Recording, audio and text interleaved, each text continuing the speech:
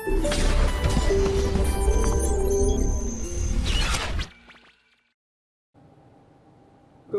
जैसे कि हमने लास्ट क्लास में पढ़ा था विकिरण के बारे में, विकिरण के गुणों के बारे में, और कुछ परिभाषाएं पढ़ी थी अवशोषण अक्षमता की, अवशोषकता, उत्सर्जन अक्षमता की, उत्सर्जकता की, ई और ए की। तो एक बार थोड़ा सा इसको मैं थोड़ा सा शॉर्ट में रिवाइज करता हूँ ताकि फिर आगे हम स्टीफेंस लॉ पर जा सकें। हमने पढ़ा था कि तो एक होती है अवशोषण अक्षमता ए का फॉर्मूला ये था आपके पास कि जितनी ऊष्मा उसने अवशोषित की अपॉन कितनी ऊष्मा उसमें आपतित हुई।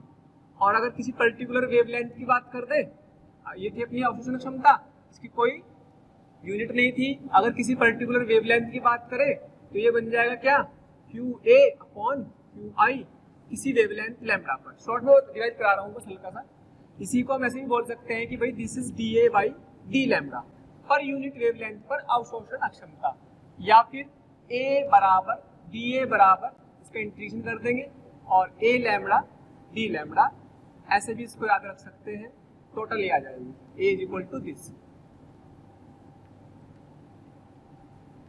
इसके तो हमें कोई खास जरूरत पड़ने वाली नहीं, बस इस डेफिनेशन को याद रखना है। इसका किसका अनुपात है, अवशोषण अक्षमता और आपतित अवशोषण ऊर्जा और आपतित ऊर्जा का अनुपात है। ठीक है, ऐसी हमने एक पढ़ी थी उत्सर्जन अक्षमता, उत्सर्जन अक्षमता पढ़ी थी हमने, जिसे हमने ई से डिनोट किया था एमएससी पावर, जिसे हमने क्यू अपॉन ए इंटू टी बोला था।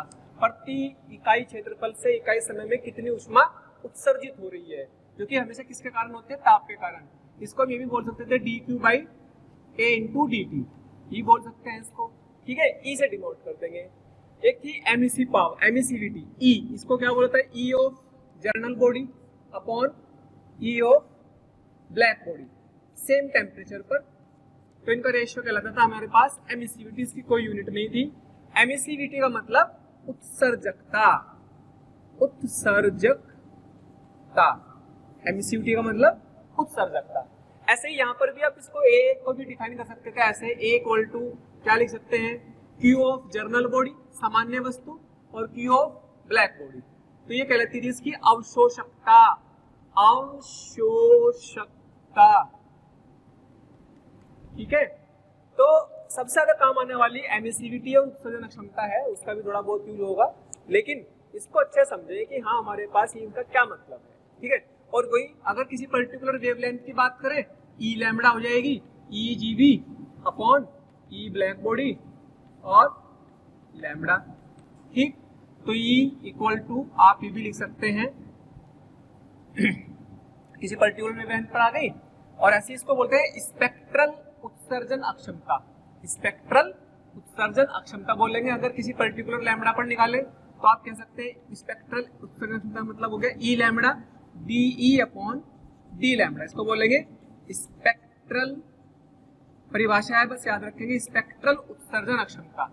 जिसको ऐसे लिख सकते हैं ई बराबर कुल उत्सर्जन क्षमता का मतलब ई लैम्डा डी लैम्डा का इंटीग्रेशन, याद रखने के लिए है बस। ये भी अपने बहुत ज्यादा काम आने वाले नहीं, ये काम आएंगे सबसे ज्यादा। ओके, और जैसे मैंने बताया था, अगर इस वाले में यहाँ पर ये जर्नल बॉडी की जगह ब्लैक बॉडी है तो ब्लैक बॉडी के लिए क्या हो जाएगी, ए की वैल्यू 1 हो जाएगी ब्लैक बॉडी के लिए। ऐसे ही ई की वैल्यू भी यहाँ पे भी ब्लैक बॉडी हो जाए, यहाँ पे भी ब्लैक बॉडी है ही, तो इसकी ई की वैल्यू भी ब्लैक बॉडी के लिए कितनी, 1। अगर आदर्श कर्षणिका है, आदर्श कर्षणिका के लिए अवशोषण क्षमता और उत्सर्जकता की वैल्यू हमेशा 1 होती है। और आप देखेंगे कि ई और ए की वैल्यू भी हमेशा बराबर आएगी, क्योंकि अच्छा अवशोषक ही अच्छा उत्सर्जक होता है। तो जितनी वैल्यू ई की होती है उतनी वैल्यू ए की होती है। आप ये भी कह सकते हैं कि हमेशा ई और ए बराबर आएंगे ऑलवेज। इसको हम थोड़ा सा स्टीफेंस लॉ में प्रूव भी कर देंगे, किरचॉफ लॉ में प्रूव हो जाता है। खैर ये चीजें हमारी याद रखने की है। अच्छा, ये ई वगैरह में क्या थी, जैसे मान लीजिएगा आपको मैंने बताया था शुरू में ही, यहाँ से आपतित ऊर्जा ही आई, ये रिफ्लेक्टेड, ये अंदर ही क्यू ए और बाहर निकलेगी Q T.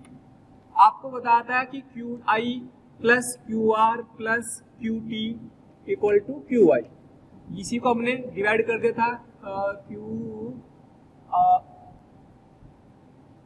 A plus Q R plus Q T equal to Q I upon में कर दिया क्यू आई अपॉन में कर दिया क्यू आई अपॉन में कर दिया क्यू आई क्यू आई। तो ये बन गया था अपने पास A plus R plus T equal to 1, जिनमें से आपको इसके बारे में मैंने बताया था। अब अगर इसमें कुछ छोटा सा सवाल दे गया है, मान लीजिए आपसे क्वेश्चन पूछ लेता हूँ मैं, मान लो आपको कुछ डेटा दिया हुआ है कि भाई मान लो आपको क्यू आई की वैल्यू दे दी 400 जूल दे दी क्यू आई की वैल्यू, और क्यू आर दे दी 20%, क्यू आर कितनी 20% दे दी, और इतनी इसने अंदर 120 जूल ऊष्मा को अवशोषित कर लिया। तो आपसे पूछा है क्यू टी, तो उस ऊपर सवाल से ले लेंगे। एक तो क्यू टी पूछा है, इसमें कितनी है, एक आपसे पूछा है क्यू, एक पूछा ए टी, इसे ए मान लो ए आर एंड टी, इनकी वैल्यू पूछ ली। चलो जी बात करते हैं। तो ये 400 जूल कितनी परसेंट क्यू आर है, तो कितनी परसेंट होगी क्यू आर, क्यू आर का मतलब 400 की 20%, 400 की 20%, ये लो जी, दैट इज व्हाट 80 जूल। तो क्यू आर पता लग गई, क्यू ए पता लग गई, क्यू आई पता लग गई, क्यू टी निकल जाएगी। तो क्यू टी बराबर क्या जाएगा, क्यू इनिशियल, क्यू आपतित minus Q A plus Q are. तो 400 में से घटा दो उसको, सिंपल कैलकुलेशन, 400 में से कितनी कितने आ गई थी, ये ए वाली 120 दे रखी और ये दे रखी 80, तो कितना आ गया भाई 400 माइनस ये 120, दैट इज व्हाट 200, तो 200 कितना आ गया 200 जूल, यानी कि ट्रांसमिटेड पावर 200 जूल आ गई। ओके, तो अगर ये 200 जूल आ गई, अब आपसे पूछे हुए हैं इनके गुणांक, परावर्तन वाले, ये परावर्तन, ट्रांसमिशन वाला, पारगम्यता वाला, अवशोषण वाला, इनकी अक्षमताएं। तो अगर मैं ए की बात करूं तो ए क्या था, Q A upon Q I, Q A कितना था 120 अपॉन 400, तो कितना आ गया 0.3। और अगर इसकी बात करें ए आर की, आर क्या था Q R upon Q I, 80/400, ये गया तो कितना आएगा 0.02, ठीक है। और अगर टी की बात करें तो Q T upon Q I बराबर 200 बटे ये कितना 8 से आया 50, ठीक है 400, दैट इज 0.5। तो 5 और 3 8, 0.8 और ये 0.2, एक मिनट, ये 0.3 आ गया है, और 80 ये वाला आया 0.5, और आर कितना आ गया पॉइंट, इन सबको जोड़ो 0.5 0.2 ये आएगा अपना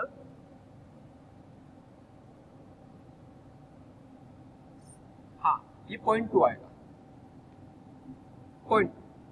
तो इन सबका सम क्या आना चाहिए 1, भाई A plus R plus T equal to 1 होना चाहिए, वो है भी सही है, ठीक है। तो इस तरीके से सिंपल क्वेश्चन इसमें बन सकते हैं, और भी प्रॉब्लम देख सकते हैं। सेम ऐसा ही क्वेश्चन आपको दे देता हूँ, आप ट्राई करेंगे इसको। ऐसे मान लीजिएगा आपको एक ऐसे इस पर ऊर्जा गिरी, आपतित ऊर्जा 500 जूल, और इसमें रिफ्लेक्शन कितना हुआ, परावर्तन गुणांक कितना है ये पूछा है, और 25% इसने अवशोषित कर ली, और बाहर जो निकली है क्यू टी उधर की 25 जूल, इतनी बाहर निकल गई। तो आपसे क्या पूछा है, आर पूछ लिया है, टी पूछा है, और ए पूछ लिया है। तो सिंपल इसमें भाई क्यू ए कितना है, क्यू ए 25% है, यानी कि 500 का 25% निकाल लो, 500 का 25%, 25 पंजे 125, इतने जूल, ठीक है। तो क्यू ए पता लग गई, टोटल पता लग गई, तो क्यू आर बराबर क्या आ जाएगा, क्यू आर बराबर क्यू टोटल में से Q A plus Q T minus कर दो, भाई 500 में से क्यू ए को 125 प्लस क्यू टी 25 जोड़ दो, 1 ये 50 हो जाएगा, ये कितना 150, तो 350 आ गया, 350 जूल।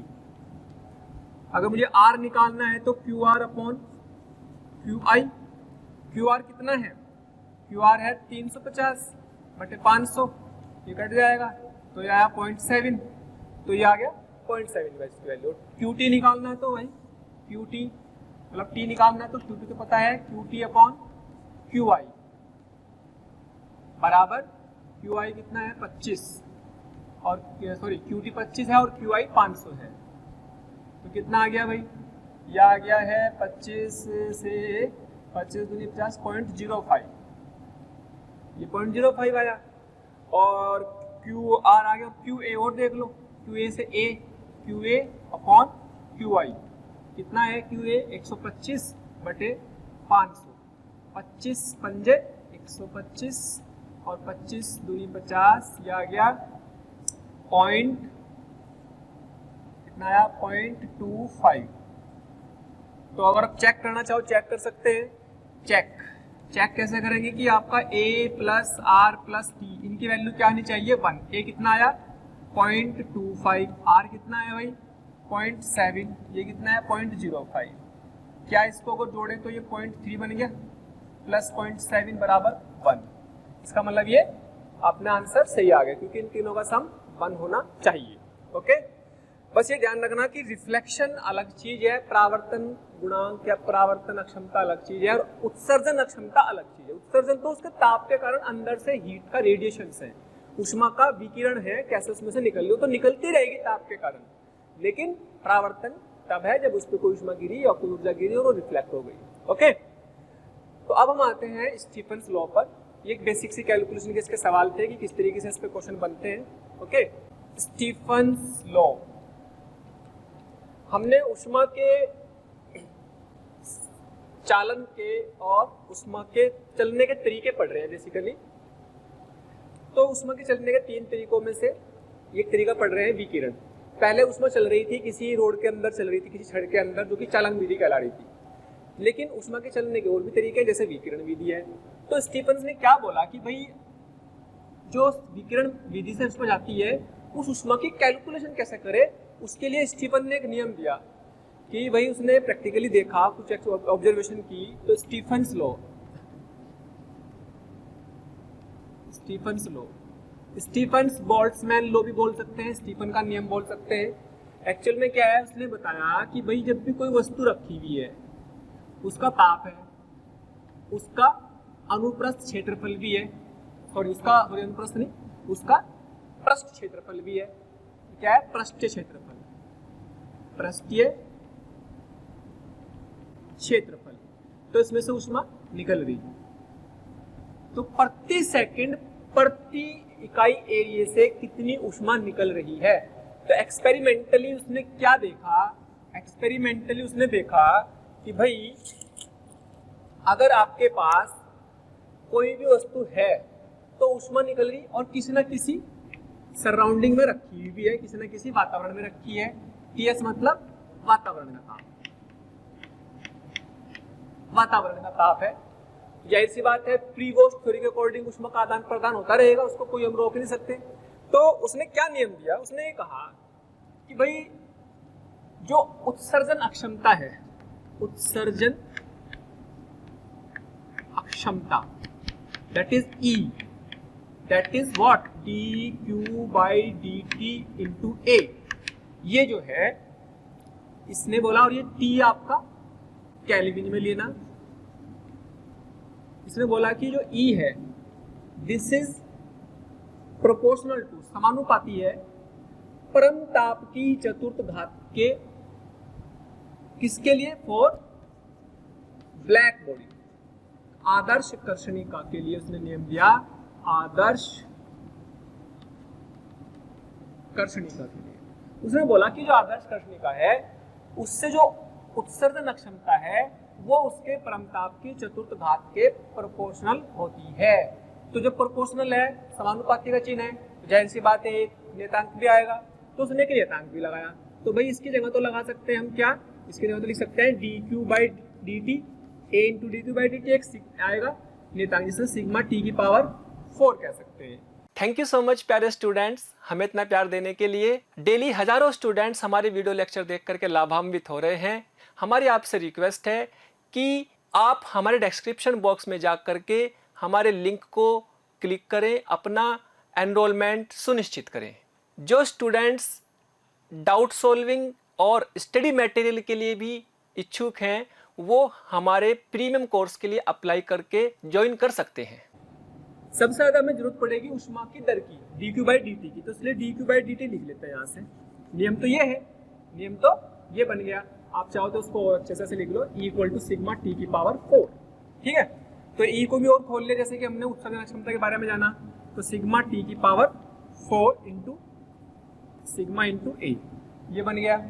ठीक है, ये किसके लिए लिखा हमने सब कुछ, ये फॉर्मूला किसके लिए है, फॉर ब्लैक बॉडी, आदर्श कृष्णिका के लिए लिखा। ठीक है, अच्छा अगर ब्लैक बॉडी ना हो, जो सामान्य वस्तु हो गई, तो सामान्य वस्तु के लिए क्या है, आपने पढ़ा है E, स्मॉल e, उत्सर्जकता पढ़ी है, तो आपने पढ़ी E ऑफ सामान्य वस्तु बटे E ऑफ ब्लैक वस्तु, ब्लैक बॉडी, यानी कि E ऑफ सामान्य वस्तु बराबर small e into of journal body, sorry black body. यानी कि अगर मुझे ये dq/dt ऑफ सामान्य वस्तु निकालनी, जर्नल बॉडी, तो क्या करो, E इंटू dq/dt ऑफ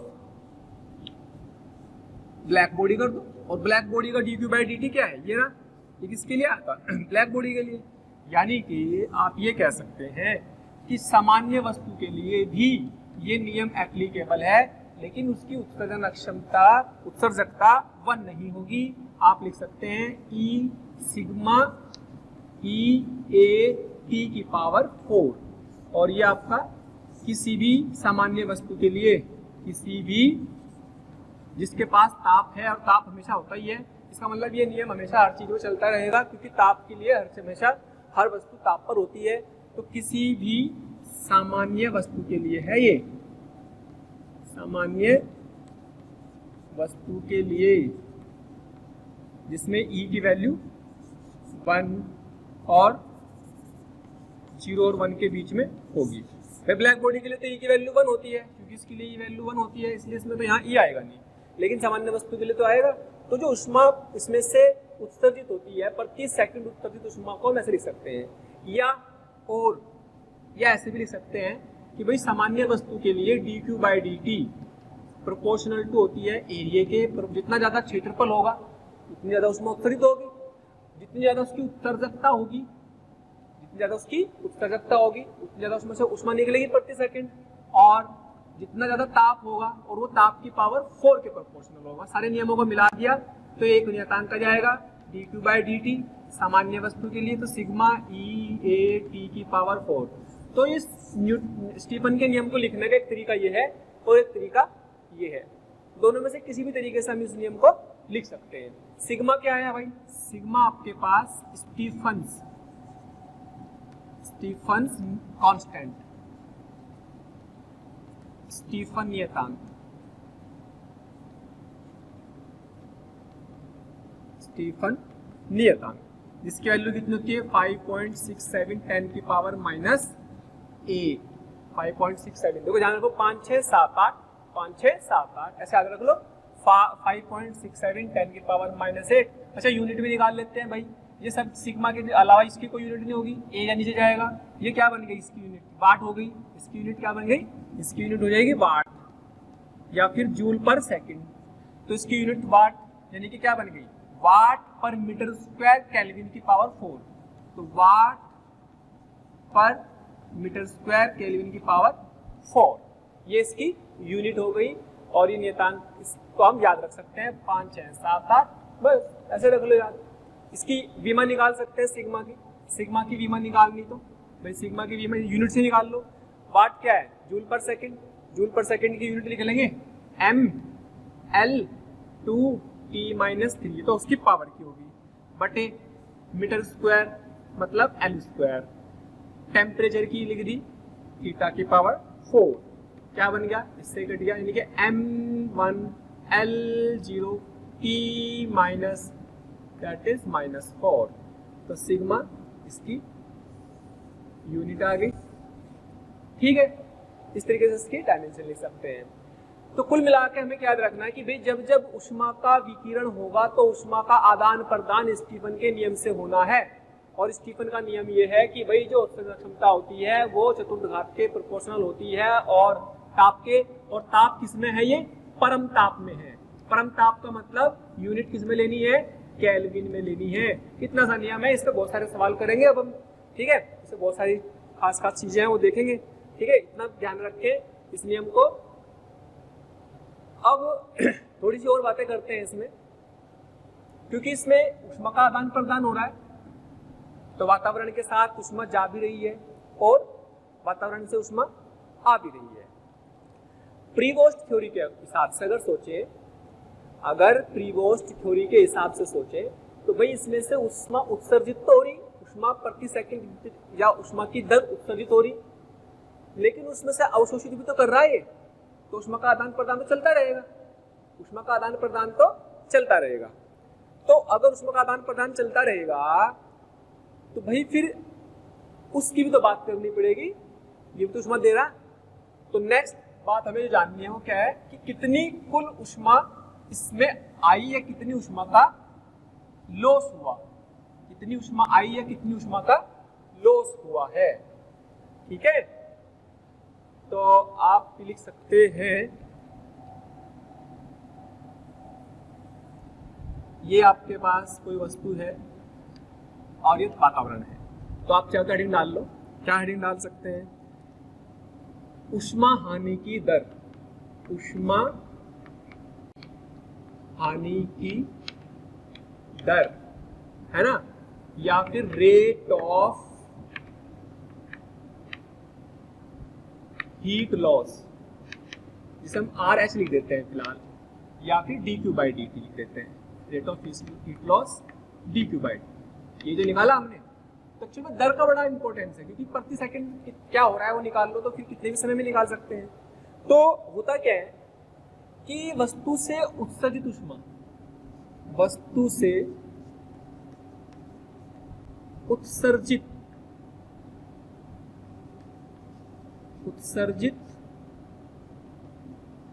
ऊष्मा की दर, दैट इज dQ/dt। उत्सर्जित को एमिट लिख दूंगी, एमिट का मतलब उत्सर्जन करना, बराबर सिग्मा E/A/T⁴। लेकिन वातावरण से अवशोषित भी कर रहा है, वातावरण से अवशोषित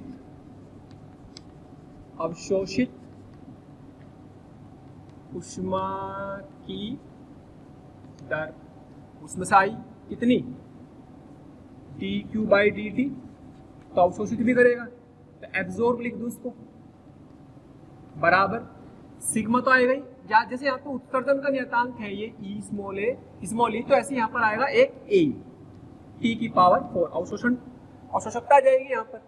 ठीक है, आप इसे समझो कि भाई मान लीजिएगा इसमें से 100 छोड़ी इसने और वातावरण से 20 आ गई, तो कुल नुकसान कितना हुआ, 100 गई 20 आई, तो कुल 100 का नुकसान तो नहीं हुआ, तो कितना लॉस हुआ, लॉस तो एक तरह से 100 - 20 80 का ही तो हुआ, 80 का ही तो हुआ, पर जितना भी हुआ क्योंकि उधर से भी तो आ रही ऊष्मा, तो इसमें से 100 गई। तो यानी कि हमें क्या करना है, ऊष्मा हानि की जो दर है, तो नेट कुल ऊष्मा हानि की दर बराबर dQ/dt कह सकते हैं, या RH भी लिख सकते हैं शॉर्ट में, रेट ऑफ हीट लॉस बराबर कितनी, dQ/dt ऑफ एमिट, कितनी उत्सर्जित की माइनस कितनी अवशोषित कर ली। सिंपल सा नियम है भाई, जितनी इसने छोड़ी कितनी इसने मिल गई, दोनों को माइनस कर दो, बराबर, तो सिग्मा E/A/T⁴ माइनस, ये सराउंडिंग टेम्परेचर से मिली, सराउंडिंग के टेम्परेचर से मिली, सराउंडिंग का ताप आएगा, वातावरण का ताप आएगा, तो सिग्मा A/T⁴।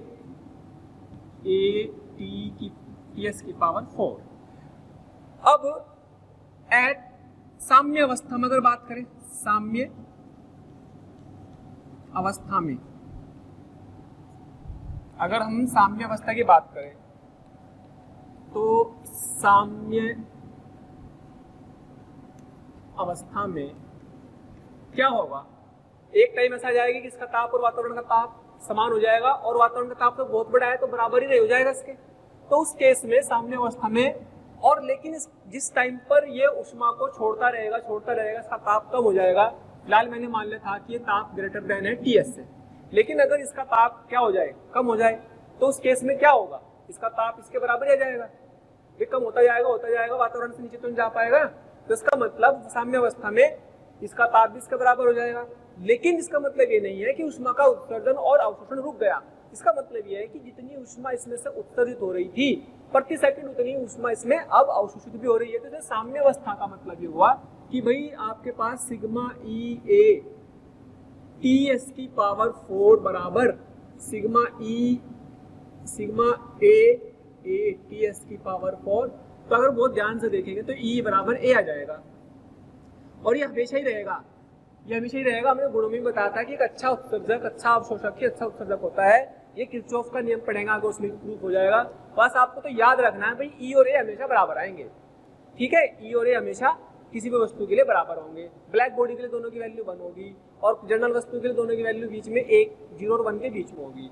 तो साम्य अवस्था में तो ये बराबर ही होंगे, लेकिन साम्य अवस्था से पहले, ठीक है, ये तो हो गया। तो ई और ए बराबर, तो इसको मान लो इक्वेशन 1 में ई बराबर ए कर दिया। ये कौन सा ताप था, साम्य अवस्था से पहला वाला ताप था ना, तो भाई ये टी इसके ज्यादा था, ये कम था। तो दोनों बराबर कर देने के बाद net rate of heat loss that is dq by dt, that is what, sigma E A T की पावर 4 माइनस टी एस की पावर 4। एक्चुअल में आप इसको भी जर्नल सामान्य नियम बोल सकते हैं, स्टीफन का सामान्य नियम, स्टीफन का सामान्य नियम बोल सकते हैं, ठीक है। कि भाई उष्मा हानि की जो दर है वो इस फॉर्मूले से दी जाएगी, और ये वास्तविक फॉर्मूला है, ठीक है।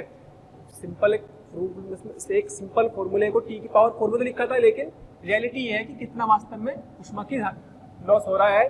जैसे मैंने आपको बताया कि भाई मान लो वस्तु रखी हुई है, मान लो इसमें से 100 जूल पर सेकंड जा रहे हैं किसी ताप पर, और सराउंडिंग में से जो है 30 जूल प्रति सेकंड अवशोषित हो रहे हैं। तो कुल net rate of heat loss कितना होगा, 100 माइनस 30, तो यानी कि केवल 70 जूल प्रति सेकंड का ही लॉस हो रहा है। कॉमन सी बात है बस, ठीक है। तो यही सोचना है, उसी हिसाब से हमने उसको फॉर्मूला लिख दिया। ये बड़े काम आने वाला फॉर्मूला है हमारे, ठीक है। तो और अगर ब्लैक बॉडी की बात करें, ब्लैक बॉडी के लिए क्या होगा, ई की वैल्यू 1 कर देंगे, और जनरल बॉडी के लिए क्या होगा, सामान्य वस्तु के लिए क्या होगा, ई की वैल्यू 0 और 1 के बीच में कर देंगे, ठीक है। बस उसी हिसाब से उसका अंतर आएगा। लेकिन ए कौन सा क्षेत्रफल है, ए वो क्षेत्रफल है जितने हिस्से से उष्मा विकिरण हो रही है, जिस हिस्से से उष्मा का विकिरण हो रहा है। जैसे ये वाला एरिया आएगा, ठीक है। अगर मैं बात करूं कि भाई अगर मैं बात करूं तो इसमें इसका ए कितना होगा, कौन सा वाला एरिया आएगा, क्या ये वाला एरिया आ जाएगा, ठीक। अगर मैं बात करूं अगर ये गोला है तो कौन सा एरिया आ जाएगा, रेडियस आर है तो क्या 4 पाई आर स्क्वायर। अगर इसकी रेडियस, इसकी साइड ए मान लूं, क्या 6a स्क्वायर आ जाएगा एरिया, क्या इसका एरिया 4 पाई आर स्क्वायर आ जाएगा। अगर मान लीजिएगा कोई खोखला गोला भी है, यहाँ पे रेडियस r1 है, यहाँ पे रेडियस r2 है, तो कौन सा एरिया आएगा, जिस वाले से निकलेंगे। तो जो एरिया वो लेना है जितने से विकिरण निकलेंगे, तो विकिरण से यहाँ से निकल रहे, तो एरिया कौन सा लेंगे, 4 पाई r2 स्क्वायर। तो इस तरीके से आपको ध्यान रखना है कि भाई एरिया को लेते समय गलती नहीं करनी, एरिया वो लेना जिस वाले एरिया से विकिरण एक्सपोज हो रहे हैं, विकिरण निकल रहे हैं, ठीक है। इतना ध्यान रखते हुए कुछ प्रॉब्लम देखते हैं इसकी, इसे नोट कर लें आप अच्छे से। तो काम का फॉर्मूला अपने ये वाला आने वाला है, ठीक है। बस ये ध्यान रखना कि अगर ये ताप बहुत ज्यादा हो, हजारों केल्विन हो, फिर तो सराउंडिंग का, वातावरण का ताप की कोई वैल्यू नहीं, फिर इसको उड़ा भी सकते हैं। तो ऐसे सवाल भी करेंगे जिसमें बहुत ज्यादा होगा, बहुत कम होगा, ठीक है। स्टीफन लॉ के कुछ एग्जाम्पल देखेंगे। Stephen's law.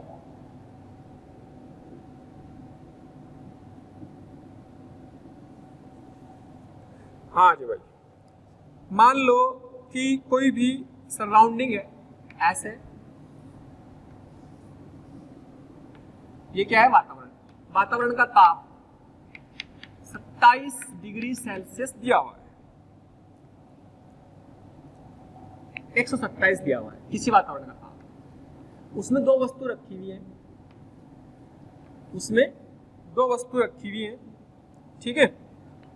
एक वस्तु ये ए है, इसका ताप है, एक बी है, इसका भी ताप, इसका है 1327। प्यारे बच्चों, हमें रोज कमेंट्स के माध्यम से ये रिक्वेस्ट आ रही है कि सर हमें इस टॉपिक के वीडियो लेक्चर प्रोवाइड करें या इस टॉपिक के वीडियो को समझाएं। तो मेरी आपसे रिक्वेस्ट है कि आप हमारे चैनल पर जाकर के सब्सक्राइब करें और बेल आइकन को हिट करें, ताकि जो भी वीडियो लेक्चर हमने डाले हुए हैं उसके नोटिफिकेशन आपसे मिस ना हो। मैं ऐसा इसलिए कह रहा हूं क्योंकि हमने ज़्यादातर वीडियो लेक्चर को ऑलरेडी अपने चैनल पर डाला हुआ है, तो जिस लेक्चर की आप डिमांड कर रहे हैं वो लेक्चर आपको पॉसिबली वहां पर मिल जाएंगे। ये ए है, इसका ताप है 1327 डिग्री सेल्सियस, और ये वस्तु बी है, इसका ताप है 527 डिग्री सेल्सियस, ठीक है भाई। और जो दोनों वस्तुएं हैं दोनों एक समान है। एक समान होने का मतलब, दोनों का एक समान होने का मतलब क्या है कि दोनों को एक समान होने का मतलब दोनों की ई और दोनों का एरिया ये क्या होगा, समान हो जाएगा। एक ही पदार्थ की बनी है, एक जैसी वस्तुएं हैं, ताप ये है। तो आपसे क्या पूछा है, तो आपसे पूछा है EA अपॉन EB। ई मतलब उत्सर्जन अक्षमता, उत्सर्जन अक्षमता, उत्सर्जन अक्षमता मतलब फिर याद रखेंगे एमिसिव पावर, इनका रेशियो। तो एमिसिव पावर E की बात अगर हम करें तो क्या सिग्मा E, अगर एमिसिव पावर की बात कर रहे तो चूंकि एमिसिव पावर में एरिया नीचे आ जाता है तो सिग्मा EA T की पावर 4 माइनस TS की पावर 4, इतना फॉर्मूला लगा देंगे, ठीक है भाई। इतने फॉर्मूले से काम चल जाएगा। और अगर मान लीजिएगा पूछ लेता है ये ऊष्मा के दर, ऊष्मा उत्सर्जित की दर पूछेगा तो फिर वो एरिया उधर पहुंच जाएगा, क्योंकि वो dQ/dt, इसका मतलब तो क्या हुआ ना भाई, ये तो क्या हुआ dQ/dt, A dt है, A तो नीचे आ रहा ना इसमें, तो यहाँ लिखने की जरूरत नहीं है, ठीक है। अगर दर पूछता ऊष्मा के उत्सर्जन की दर dQ/dt, लेकिन चूंकि दोनों का एरिया समान ही है तो एरिया भी कोई दिक्कत नहीं है, अनुपात निकालना तो एरिया वैसे भी कट जाता। खैर बात ये हुई कि EA अपॉन EB ये दोनों के लिए समान होगा, तो आप लिख सकते हैं T की पावर 4, दोनों के लिए ताप भी अलग है, माइनस TS की पावर 4 अपॉन TA और TB की पावर 4 माइनस TS की पावर 4। तो इस तरीके से हमें कई बार ऐसा देखना पड़ेगा कि वही कौन सी चीज उसमें नियत है, कौन सी चीज बदल रही है, कौन सी चीज अलग अलग है, कौन सी चीज दोनों के लिए समान है। तो अनुपात कई बार पूछे जाते हैं, लेकिन इन सवालों को करने में कैलकुलेशन को थोड़ा सा संभालना पड़ेगा, क्योंकि पावर 4 आ रही है। और दूसरी चीज इस बात का ध्यान रखना है कि भाई केल्विन का ध्यान रखना है। जैसे अगर इसकी बात करें तो ये कितना हो जाएगा केल्विन में, TS कितना हो जाएगा 127 प्लस 273, तो आ जाएगा 400 केल्विन। और इसकी बात करें तो ये कितना जाएगा TA कितना जाएगा भाई, इसमें जोड़ दो 273 जोड़ेंगे तो 1300, 1400, 1500, 1600 केल्विन। और TB की बात करें तो 600 हो जाएगा, 700, 800 केल्विन, ठीक है। केल्विन बदल दिए, केल्विन में बदलना हम पहले सीख ही चुके हैं, ठीक है। तो अब निकाल लो बस EA अपॉन EB। TA कितना, TA आपके पास आ जाएगा 1600 की पावर 4 माइनस 400 की पावर 4 अपॉन 800 की पावर 4 अपॉन माइनस 400 की पावर 4। देखो वैसे तो करने को आप इसे कर सकते हो, लेकिन थोड़ा सा कैलकुलेशन को संभालना आना चाहिए। देखो इसमें 100 की पावर 4, 100 की पावर 4, 100 की पावर 4, 100 की पावर 4 सब में आएगा, वो निकाल कर उड़ा दो। यहाँ पे 100 कॉमन ले लो सब में से, लेकिन पावर 4 भी आएगी साथ में, और वो कॉमन ले लेंगे ऊपर से भी और नीचे से भी, उड़ जाएगा। या 400 ले लो कॉमन, 400 की पावर 4, 400 की पावर 4 कॉमन लेंगे, 400 से डिवाइड कर देंगे, ठीक है, तो 4 बच जाएगा, यानी कि आप कह सकते हो कि 400 की पावर 4 कॉमन ले लिया मैंने, तो भाई यहाँ तो क्या बचेगा 1, 400 से डिवाइड करेंगे 16 को 4 बचेगा, 4 बचेगा तो 4 की पावर 4 माइनस 1 की पावर 4, भाई नीचे भी ले लो। तो इसको संभालना आना बहुत जरूरी है। यहाँ 2 की पावर 4 माइनस 1 की पावर 4 उड़ा दो, छम छम बराबर कितना, 4 की पावर 4 चौक 16 चौका 64 और चौका 256 माइनस 1 255, 2 की पावर 4 16 माइनस 1 15, और कट सकता है भाई 5 है ना, तो और कट सकता है, काट दो, तो और कटेगा तो कितना आएगा, 5 5 25 और 5 कम 5 तो 51 और 5 या 15, अरे वाह 3 से भी कट जाएगा तो ये आएगा 17, तो ये आएगा 3 से कटने पर 17 क्या 51, तो ये आ गया 17, यानी कि इनका रेशियो 17 आ गया। तो देखो कैलकुलेशन थी बड़ी पावर 4 के, समझ करने लगना कि 1600 की पावर 4 खोलने लग जाओ पागल हो जाओगे, तो इसलिए थोड़ा सा संभालना, ठीक है। अगर इसी में ऊष्मा की दर पूछ लेता, ऊष्मा की दर का अनुपात तब भी आता क्योंकि क्षेत्रफल समान दे रखा, अगर इसी में क्षेत्रफल अलग अलग दे देता और ऊष्मा की दर पूछ लेता तब क्षेत्रफल वहां होता और A1/A2 भी आता यहाँ पर। तो इन चीजों का ध्यान रखना है कि क्या पूछा है और क्या उसने दिया हुआ है।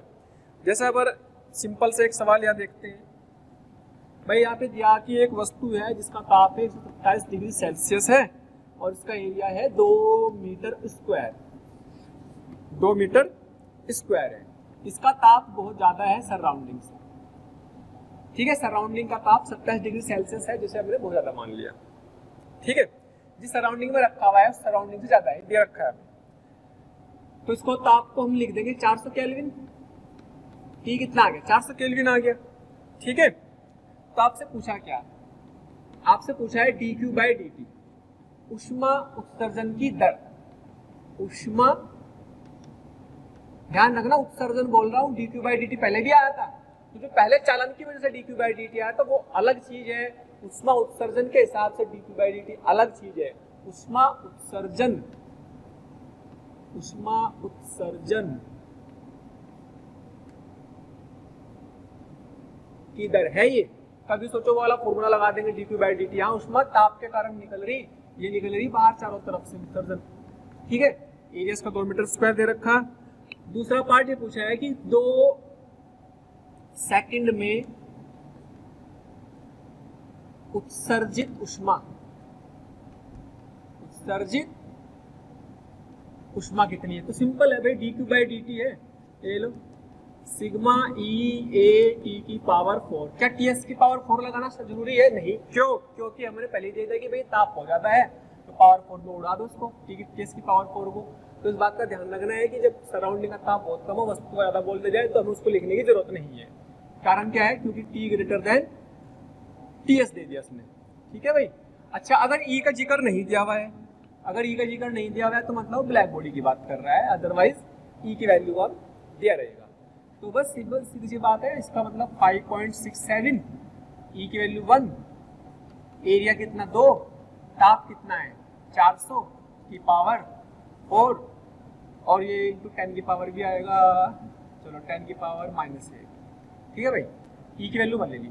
अच्छा, ये सोल्व कर लेने पर इसको चूंकि मल्टीप्लाई करोगे आप, तो मल्टीप्लाई कर लेने पर जो भी आएगा लगभग आ जाएगा 2903.04 जूल। मल्टीप्लाई करने के अलावा और कोई रास्ता नहीं है।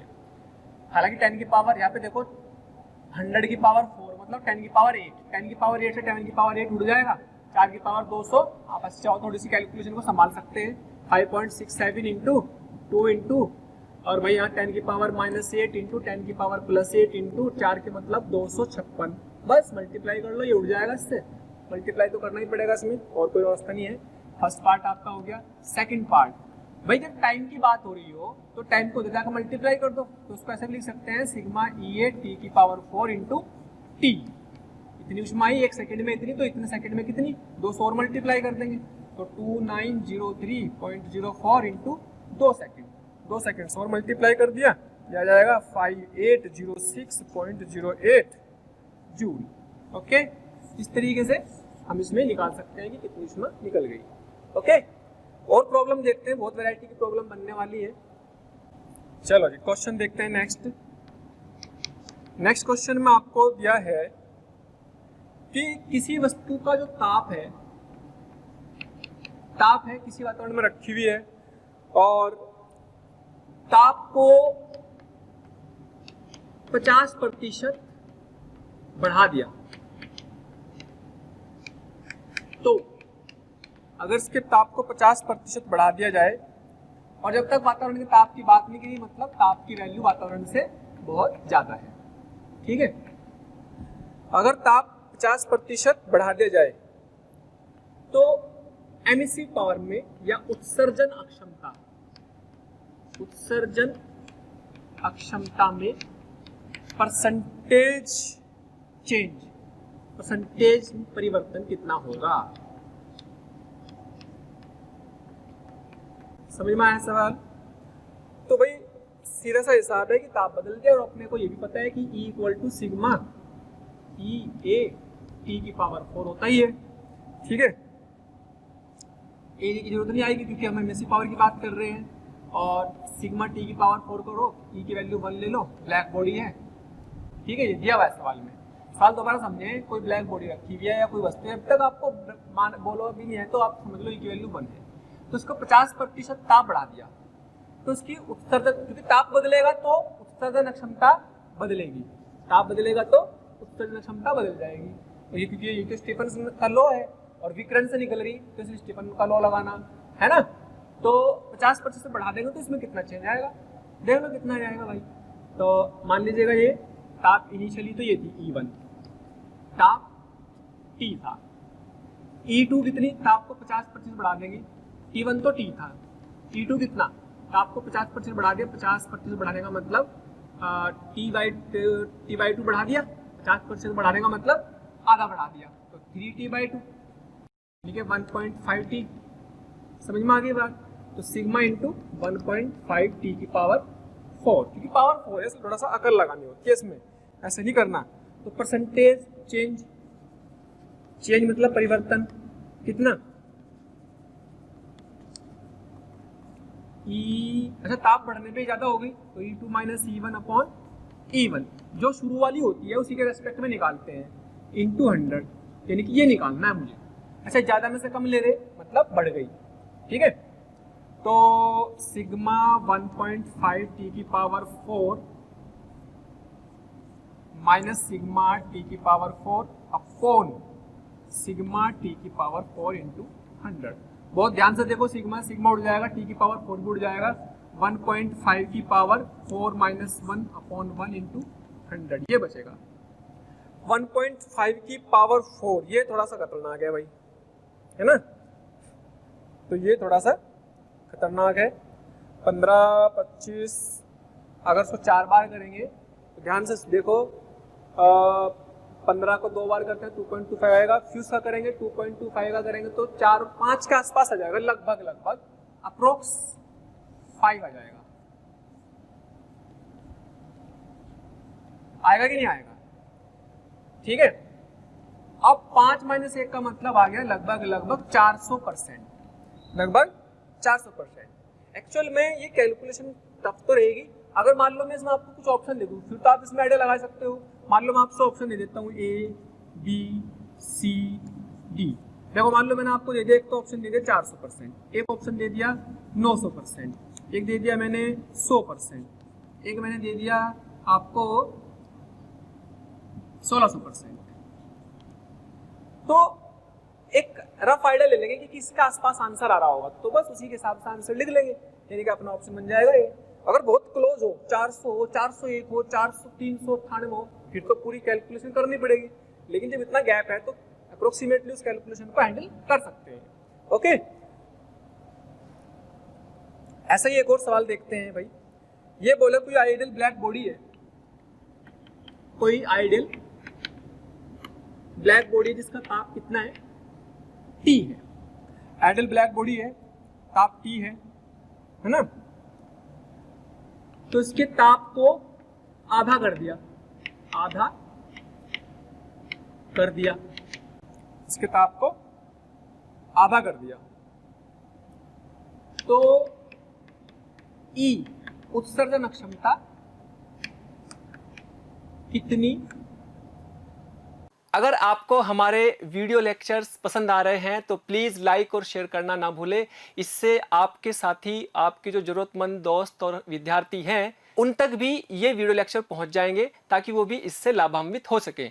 और अभी मैं यही कहना चाहूँगा कि आपका इतना प्यार और इतना स्नेह देखकर हमारी मोशन की पूरी टीम बहुत मोटिवेटेड है और आपके इस प्यार के कारण, इस मोटिवेशन से ही हम और अच्छे से अच्छे कंटेंट आपको प्रोवाइड करते रहेंगे। घटेगी परसेंटेज में, प्रतिशत में। ठीक है, चलो ऑप्शन बना देते हैं। ए 6%, बी 94%, सी 50%, डी ये ले लो आप 25%। ठीक है, तो एक ऑप्शन बना दिया ताकि आपको कैलकुलेशन करने में आसानी रहे। तो फिर वही आपको फॉर्मूला लगा देना है, वही E2 माइनस, अच्छा E1 तो कितना, सॉल्यूशन ले लेते हैं। E1 तो कितना, सिग्मा टी की पावर 4। इस बार ताप को घटाया, ताप घटाया तो ये भी घट जाएगी, यानी कि इस बार E1 ज़्यादा है तो सिग्मा T/2 की पावर 4 कर दिया, ताप आधा कर दिया, तो भाई सिग्मा T/4/16 है जी। अब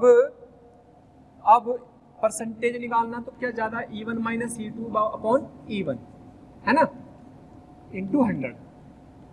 तो सिग्मा टी की पावर 4 माइनस सिग्मा टी की power 4/16 minus upon sigma T की पावर 4 इंटू 100 बराबर सिग्मा तोड़ जाएगा, तो यहाँ क्या बचेगा, 15/16 इंटू 100 बच जाएगा। भाई सिग्मा टी की पावर 4 कट जाएगा तो 1 माइनस 1/16, 1 माइनस 1/16 को क्या लिखेंगे, 16 माइनस 1, 15/16, तो 15/16 आ गया। तो 15/16 को अगर बहुत ध्यान से देखो तो अगर 16 होता तो 100% आता, लेकिन 15 है तो 100% से थोड़ा सा कम आएगा, तो 100% से थोड़ा सा कम क्या है, ये है। जाहिर सी बात है, इसको हम लिख सकते हैं अप्रोक्सीमेटली 94%। वैसे भी काट के देख लो, 16 निम्मा 144 बचेगी कितने, 16 चौका 64 के आसपास, तो 94% के आसपास आ जाएगा। इसका मतलब हमारा ऑप्शन ये वाला सही है। तो कैलकुलेशन का बड़ा इंपॉर्टेंस है हीट वाले चैप्टर में, कैलकुलेशन को बहुत ध्यान से समझने की जरूरत होती है, नहीं तो कैलकुलेशन की वजह से बहुत सवाल गलत होते हैं। ओके,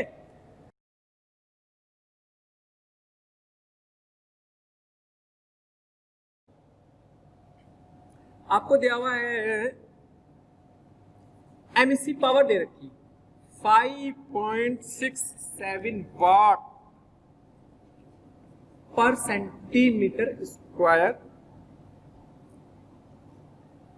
ये क्या दे रखी, उत्सर्जन अक्षमता, और सिग्मा दिया हुआ है 5.67 10 की पावर -8। इसकी यूनिट आपको याद ही होनी चाहिए कि वाट पर मीटर स्क्वायर केल्विन की पावर 4।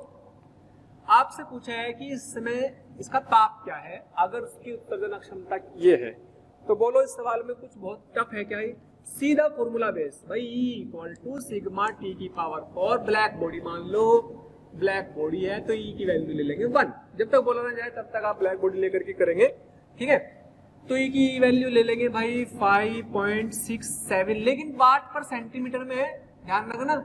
E की वैल्यू कितनी दे रखी, 5.67 10 की पावर -2 होता है सेंटीमीटर में, स्क्वायर हो जाएगा तो 10 की पावर 4 आ जाएगा ऊपर, -2 स्क्वायर करेंगे तो -4 ऊपर जाकर के प्लस का 4, तो ये बन जाएगा वाट पर मीटर स्क्वायर।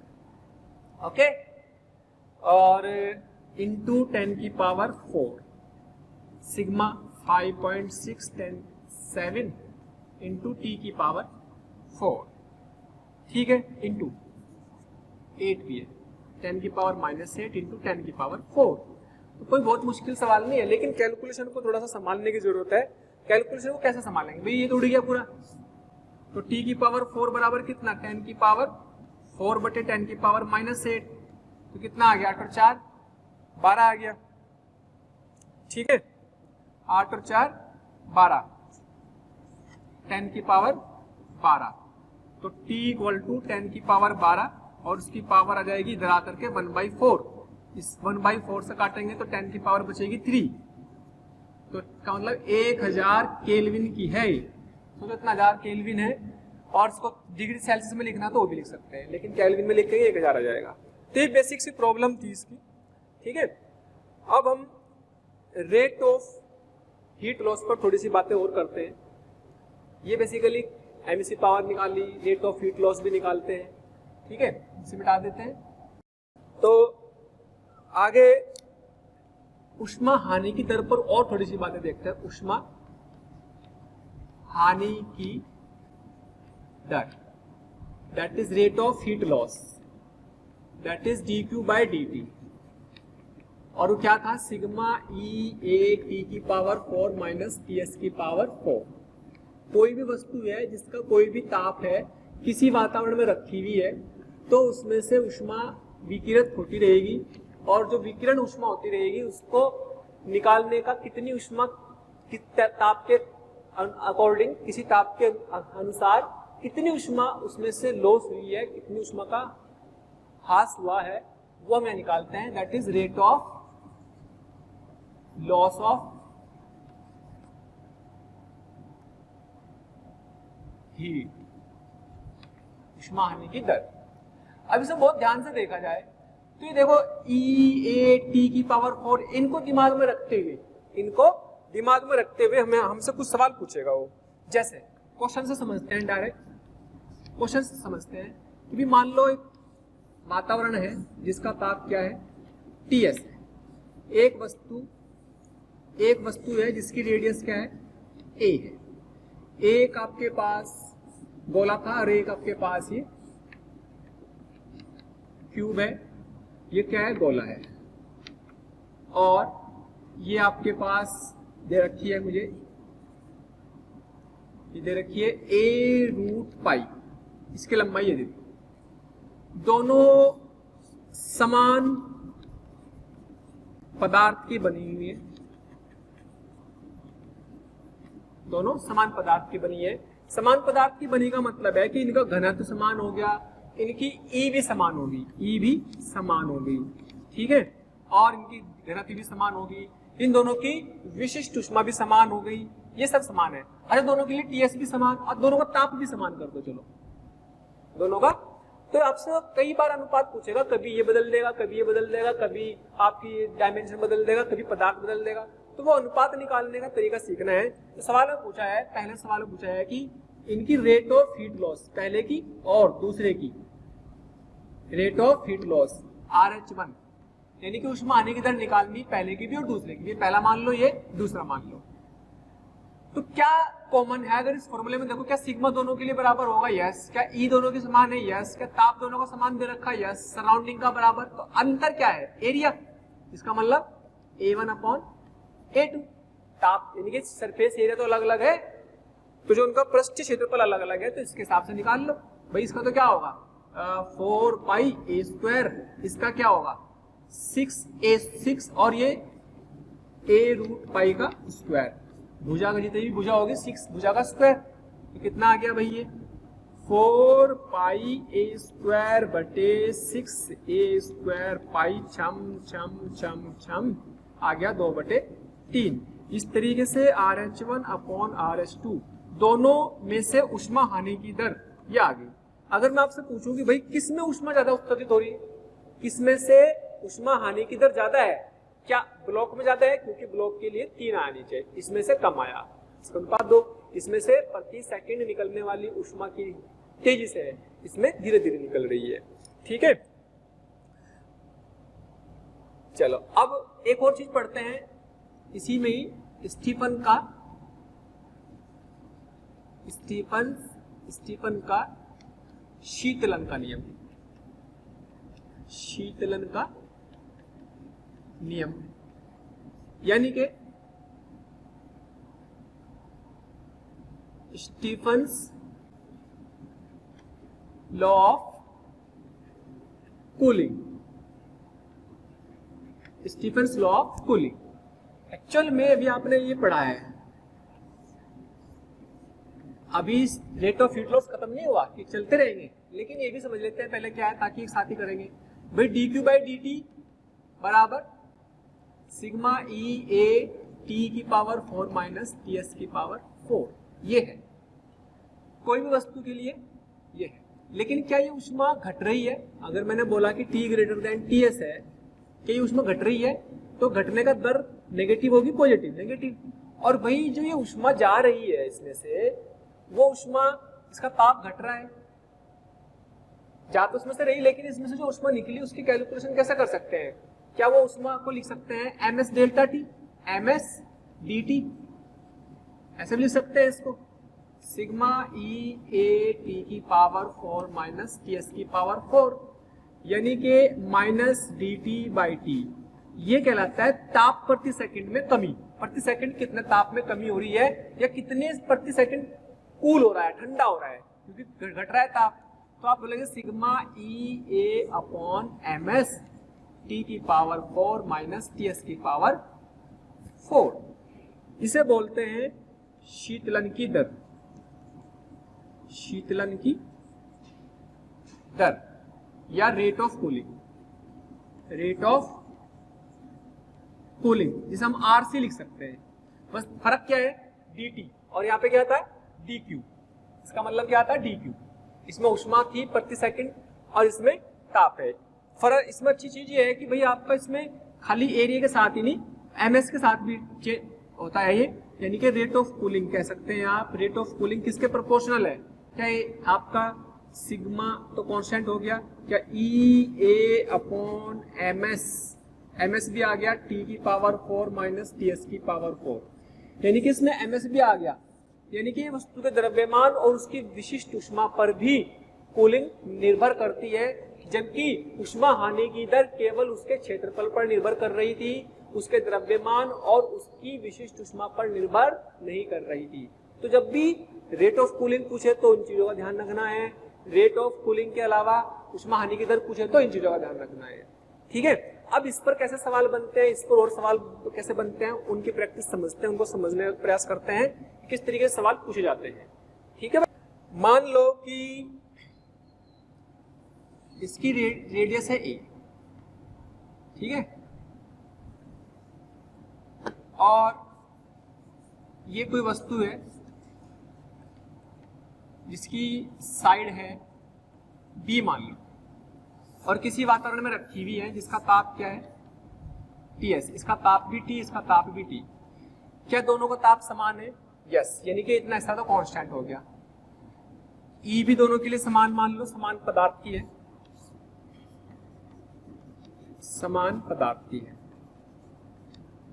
और समान पदार्थ की हो गई, इसका मतलब घनत्व, विशिष्ट ऊष्मा, ये सब समान हो गई।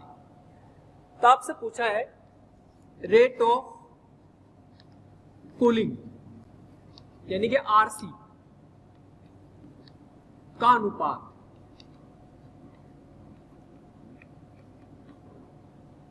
रेट ऑफ कूलिंग का अनुपात, ये तो पूछा हुआ है।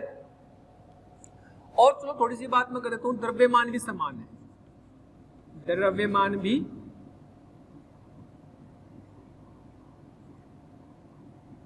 समान ले लेते हैं, समान द्रव्यमान के।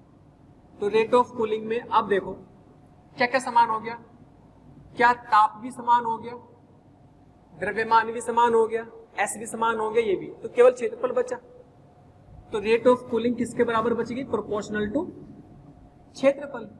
तो RC1 upon RC2, A1 upon A2। धीरे धीरे मैं सब चीजें अलग कर दूंगा, लेकिन फिलहाल जो अलग अलग नहीं है उनके हिसाब से चलते हैं। जैसे इसका 4πa², इसका 6b², ये कट करके कितना आ गया भाई? ये आ गया 2πa² अपॉन 3b²। ठीक है, ये इसका आंसर आ गया। इसमें रेट ऑफ कूलिंग की जगह अगर रेट ऑफ हीट लॉस पूछ ले जाए, क्या रेट ऑफ हीट लॉस का आंसर भी सेम रहेगा? यस, क्योंकि वो भी किसके बराबर बैठेगा? A1 बराबर A2, ये भी तो यही बैठेगा 2πa² अपॉन 3b²। ठीक है भाई, यही बैठेगा।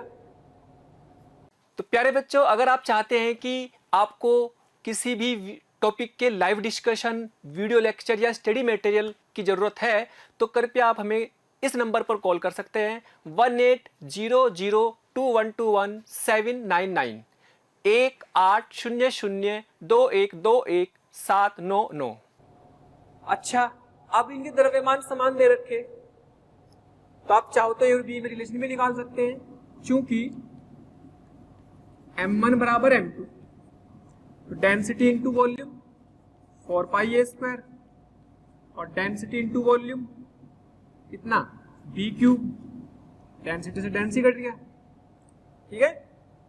वॉल्यूम तो सॉरी ये बनेगा 4/3 पाई ए क्यूब, तो कितना आ गया, ये बना ए क्यूब बटे बी क्यूब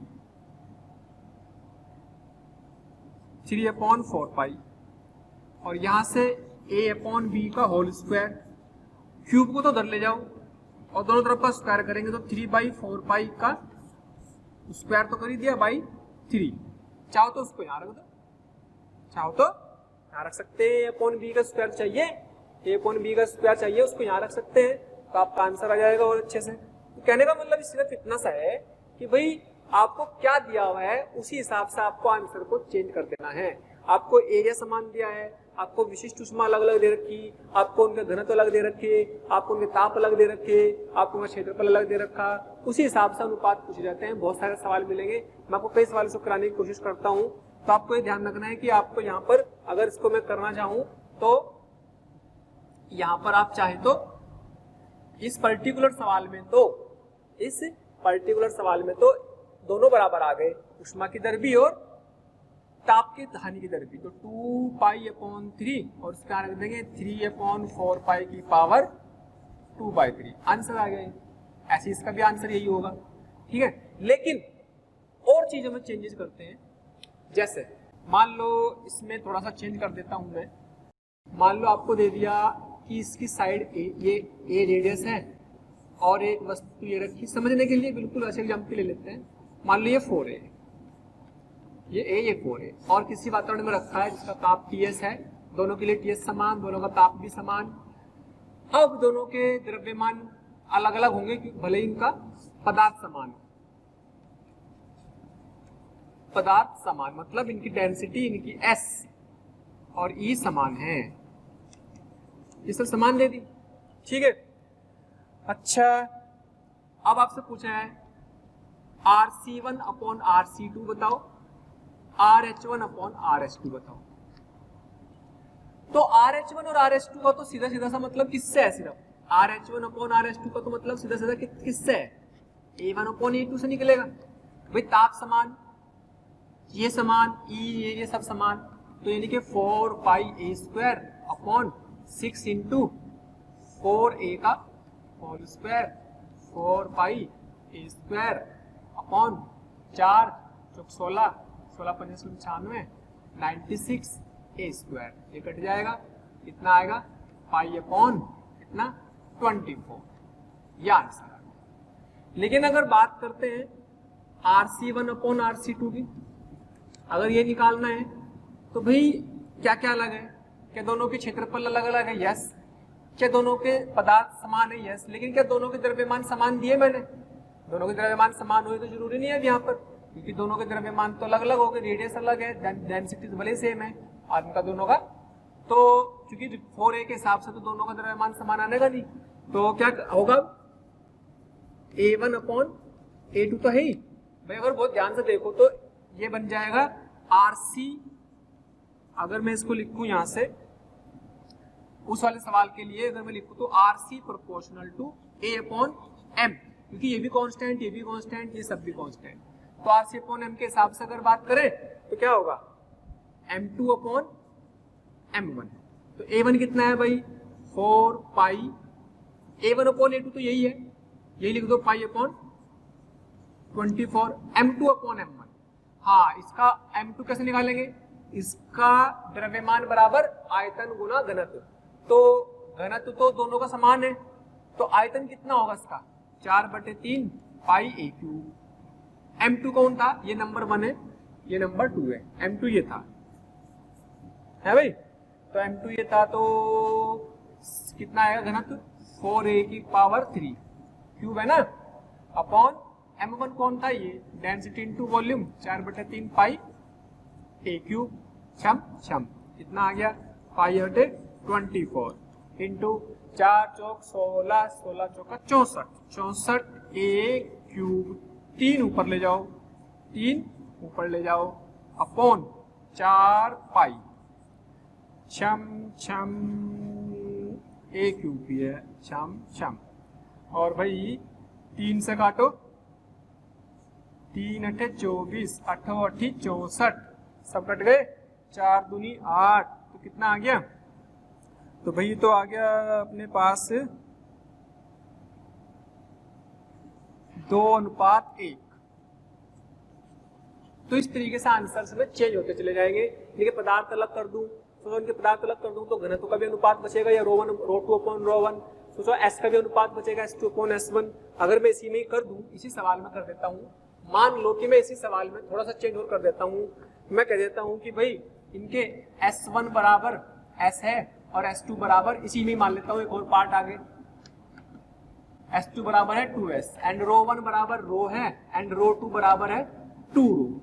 ठीक है, समझने के लिए भी पदार्थ भी अलग अलग कर दिए, सब कुछ अलग कर दो भाई, तो क्या बनेगा, rate of cooling, rate of cooling, तो rate of cooling, rate of heat loss पे फर्क पड़ने वाला नहीं क्योंकि वो तो क्षेत्रफल पर डिपेंड करता है। अगर ये सब कर दिया तो रेट ऑफ कूलिंग भी फर्क पड़ेगा, उनके शीतलन की दर पर फर्क पड़ेगा क्योंकि हमने इनके पदार्थ अलग कर दिए। तो भाई ये अलग कर देने पे क्या क्या बनेगा, क्या A1 और A2 का अनुपात आएगा, यस। क्या M2 अपॉन M1 का अनुपात आएगा, यस। क्या S2 अपॉन S1 का अनुपात आएगा, यस। क्या रो 2 अपॉन रो 1 का अनुपात आ जाएगा, यस।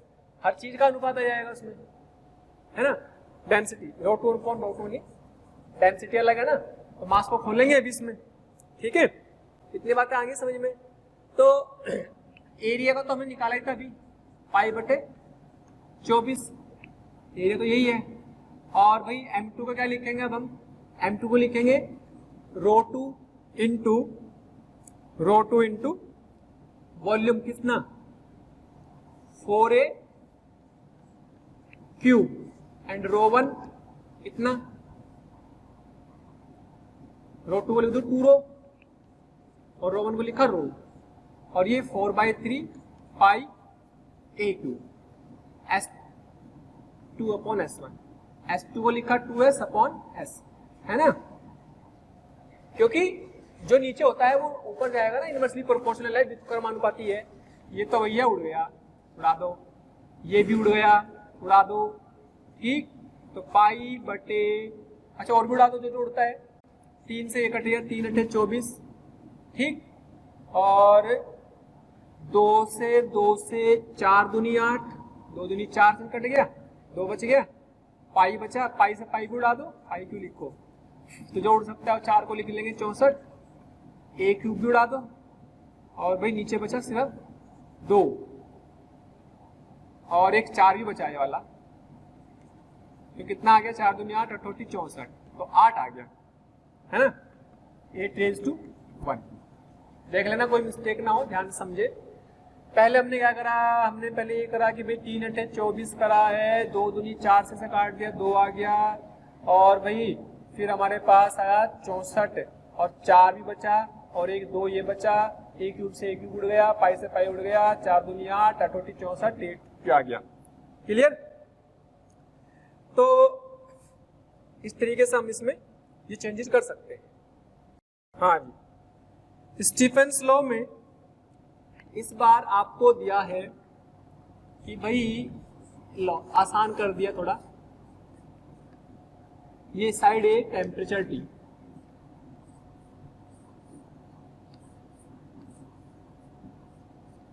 ये साइड 2A टेम्परेचर T, है ना।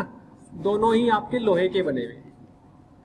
लोहे का बनने का मतलब डेंसिटी समान, विशिष्ट ऊष्मा समान, लेकिन क्या द्रव्यमान समान नहीं। तो सवाल क्या क्या पूछा, एक तो पूछा E1 अपॉन E2, दोनों की, इसको 1 मान लिया, इसको 2 मान लिया, दोनों की उत्सर्जन क्षमता का अनुपात, and RH1 upon RH2, RC1 upon RC2, cooling का रेशियो और ऊष्मा की हानि की दर का रेशियो और उत्सर्जन अक्षमताओं का रेशियो, ये सब पूछ लिया है। तो भाई ऊष्मा का तो ई की बात अगर करें तो ई का तो फॉर्मूला क्या बनेगा, पहला part E equal to sigma T की पावर 4 माइनस टी एस की पावर 4 होता है। क्या टी दोनों के लिए समान, टी एस दोनों के लिए समान होगा, सेम मात्रा में रखे हुए हैं, सिग्मा सेम, तो इसका मतलब E तो क्या रहेगा, ताप तो बदल ही नहीं रहा, इसका मतलब E तो कांस्टेंट है, यानी कि E1 अपॉन E2 का रेशियो क्या बनेगा, अरे तो बदल ही नहीं रहा, दोनों बराबर ही होंगे दोनों केस में, तो ये बनेगा 1/1 यानी कि 1:1, इसमें तो कोई शक वाली बात नहीं है। ठीक, दूसरे पार्ट में RH1 अपॉन RH2, उसको किससे मतलब है, RH1 अपॉन RH2 का तो मतलब किससे, सिर्फ एरिया से, क्षेत्रफल से, ताप दोनों का समान, ये समान, सिग्मा समान, क्षेत्रफल तो अलग होगा, तो यानी कि कितना RH1 upon A1 upon A2। भाई उष्मा आने की दर जितना ज्यादा क्षेत्रफल उतना ज्यादा उष्मा का लॉस होगा, है ना। होता है ना कि जैसे मान लीजिएगा आपने किसी बर्तन में या किसी ग्लास में गर्म पानी रखा हुआ है, आपने उसको किसी बड़े थाली में रख दिया, एकदम से ठंडा हो जाएगा, कारण क्योंकि आपने उसका क्षेत्रफल बढ़ा दिया, क्षेत्रफल बढ़ा देने से उष्मा हानि की दर या उसके शीतलन की दर आपने बढ़ा दी, तेजी से ठंडा हो जाएगा। खैर अभी अपने पास कितना आएगा, 6a² अपॉन 6 2a का स्क्वायर, क्षेत्रफल सारा ले लेंगे ये वाला, तो 6a² अपॉन 4, ये उड़ जाएगा, ये उड़ जाएगा, तो कितना आएगा 4a² उड़ गया, लो 1:4 आ गया। अच्छा आर थर्ड वाला RC1 अपॉन RC2, भाई RC1 अपॉन RC2 कितना बनेगा, क्या वो क्षेत्रफल पर भी निर्भर करता है, यस, क्या वो द्रव्यमानों पर भी निर्भर करता है, यस, द्रव्यमान अलग अलग है इस बार, क्या S और रो पर भी निर्भर करता है, लेकिन वो दोनों के समान हो गए, तो ये कितना बनेगा, ये तो आपका आ गया 1/4, इतना हिस्सा तो 1/4 आ गया। M2/M1 इतना डेंसिटी इंटू वॉल्यूम, वॉल्यूम कितना A3, इसका वॉल्यूम कितना 2A3, ठीक, ये उड़ गया, तो ये कितना आ गया 1 सॉरी A³ की जगह 2A³ और ये A³, तो ये कितना आ गया भाई 2 दूनी 4 दूनी 8 A³ और ये कितना बच गया 4 A³, तो आ गया 2:1, तो आ गया 2:1। तो इस तरीके से आप इनकी तीनों की वैल्यू निकाल सकते हैं, ठीक है। और इसी तरीके के थोड़े से और लॉजिकल सवाल देखते हैं, जैसे मान लो मैं आपसे बोलूं, मान लो मैंने आपको बोला, बड़ा सिंपल सवाल है, ताप T है, सॉलिड है, ठोस है, ठोस गोला है, ठीक है, और एक आपके पास स्मॉल r रेडियस है, ये कैपिटल R रेडियस है, और ये यहां से यहां तक पूरा बना रहा है, ठीक है भाई, इसकी रेडियस ले लो R ले लो। सवाल ये है कौन सा गोला तेजी से ठंडा होगा, कौन सा गोला तेजी से ठंडा होगा, दोनों के दोनों कॉपर के बने हुए हैं, यानी कि दोनों की कॉपर के बने हुए हैं, तो अगर बहुत ध्यान से देखो तो क्या चीज, क्षेत्रफल इसका कितना आएगा, क्या इसका 4πr² आएगा, इसमें कौन सा क्षेत्रफल आएगा, क्या इसका भी 4πr² ही आएगा, है ना, इसका मतलब दोनों के क्षेत्रफल समान, तो रेट ऑफ कूलिंग में क्या आएगा, सिग्मा E/A T की पावर 4 माइनस, दोनों का ताप इसका भी समान ले लिया, है ना भाई, इसका भी ताप समान ले लिया है, यहां पर इसका भी ताप समान TS की पावर 4, ठीक, अपॉन MS, क्या दोनों का सिग्मा E क्षेत्रफल भी समान, स्पेसिफिक हीट भी समान, क्योंकि दोनों वस्तुएं समान है, तो अलग क्या हुआ, द्रव्यमान, तो यानी कि RC1 अपॉन RC2 बराबर M2/M1, तो ये देखना होता है क्या चीज कांस्टेंट है और क्या बदल रही है, जो नियत है उसी की उसमें आप अनुपात लिख दो, ये क्या लिखेंगे, डेंसिटी इंटू, डेंसिटी भी समान होगी, डेंसिटी इंटू वॉल्यूम कितना, M2 मतलब उसका वॉल्यूम, M2 मतलब उसका वॉल्यूम, तो उसका वॉल्यूम कितना, ये नंबर 1 मान लो, ये नंबर 2 मान लो, तो उसका वॉल्यूम कितना हो जाएगा भाई, 4/3 pi capital R cube minus small r cube.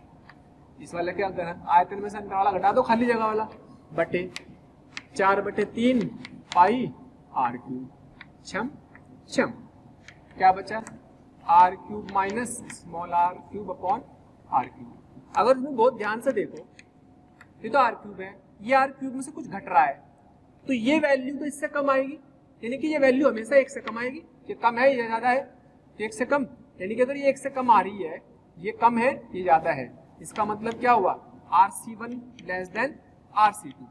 इसका मतलब रेट ऑफ कूलिंग, भाई ठंडा होने की बात किससे करी जाएगी, रेट ऑफ कूलिंग से, dt/t से, है ना, माइनस इसलिए लगा रखा चूंकि घट रहा, रेट ऑफ कूलिंग से तो करेंगे ठंडा होने की तरफ। तो चूंकि इसमें रेट ऑफ कूलिंग ज्यादा है, इसकी कमाई, तो इसका मतलब पहले वाले का रेट ऑफ कूलिंग कम है और दूसरे वाले का रेट ऑफ कूलिंग ज्यादा है, यानी कि दूसरा गोला जो खोखला गोला है वो जल्दी ठंडा होगा, इसलिए दूसरा गोला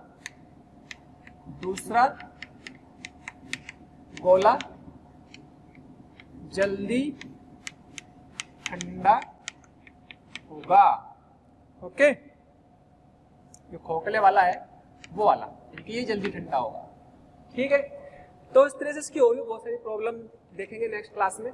ठीक है, अगर आपको हमारे वीडियो लेक्चर्स पसंद आ रहे हैं तो प्लीज़ लाइक और शेयर करना ना भूलें। इससे आपके साथी, आपके जो ज़रूरतमंद दोस्त और विद्यार्थी हैं उन तक भी ये वीडियो लेक्चर पहुंच जाएंगे, ताकि वो भी इससे लाभान्वित हो सकें। और अभी मैं यही कहना चाहूँगा कि आपका इतना प्यार और इतना स्नेह देखकर हमारी मोशन की पूरी टीम बहुत मोटिवेटेड है, और आपके इस प्यार के कारण, इस मोटिवेशन से ही हम और अच्छे से अच्छे कंटेंट आपको प्रोवाइड करते रहेंगे।